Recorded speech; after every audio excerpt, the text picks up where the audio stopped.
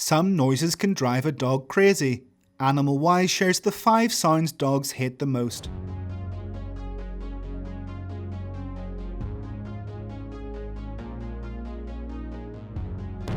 Fireworks and pyrotechnics. They create a completely artificial sound of very high intensity. They are also usually accompanied by lighting flashes that can disorientate the animal further. During the celebration of certain festivals, the use of fireworks is common. They are often launched in urban areas very close to houses and buildings where animals live. Every time this occurs, we can see cases of dogs and cats suffering from panic attacks, showing clear signs of fear, anxiety, and discomfort. These attacks can trigger serious physical and psychological problems.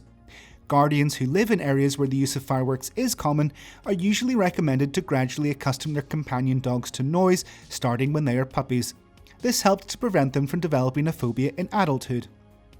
In addition to sounds, discover the smells dogs hate with the video shared on the card above. Thunder and lightning. Almost like natural fireworks, thunder and lightning storms can disconcert our dog, especially when accompanied by intense wind and rain. These elements can easily frighten a dog, especially if they're sensitive. It is difficult to predict with certainty when a storm is going to occur. They can catch us completely unaware.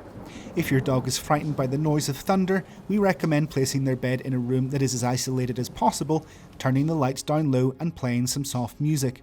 You can place some puppy pads on the floor in case they need to urinate and offer some chewy snacks to make them feel calmer.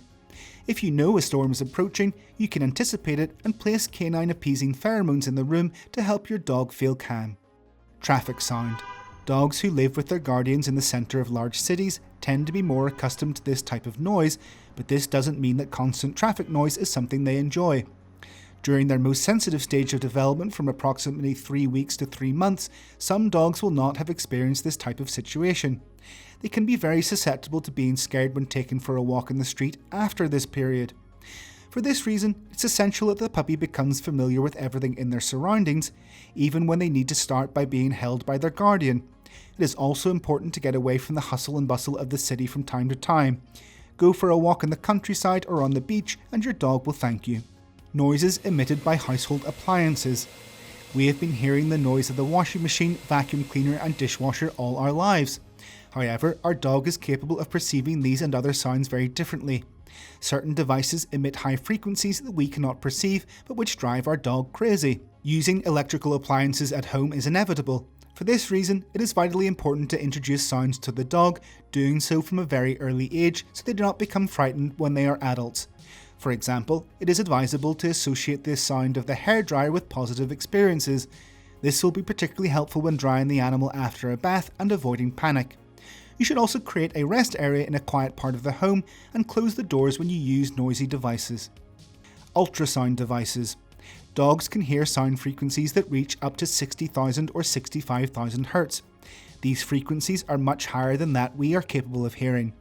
On a daily basis, our dogs may be perceiving noises that we are not even aware of, meaning we don't think to control them. We do have control over some devices that have been created specifically with the exceptional hearing capacity of dogs in mind.